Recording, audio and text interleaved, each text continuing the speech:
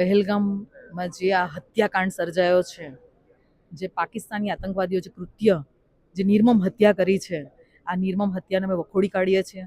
બહેનોની સામે ભાઈઓની કપડાં ઉતારીને અને ધર્મ પૂછીને હત્યા કરવામાં આવી છે. આ કયા પ્રકારના આતંકવાદીઓ છે? આ લોકોનો કોઈ ધર્મ છે કે નહીં, કે આ સાલા રાક્ષસો છે?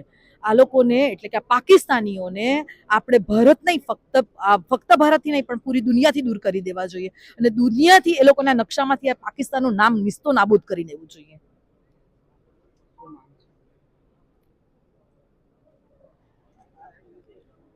આદરણીય પ્રધાનમંત્રી નરેન્દ્ર મોદીજી અને આપણા ગૃહમંત્રી શ્રી અમિત શાહજી કડક પગલાં લેશે અને રાજનાથજીએ જેવી રીતે આજે કહ્યું કે જવાબ આપવો પડશે અને અમે એક્શન મોડમાં છીએ.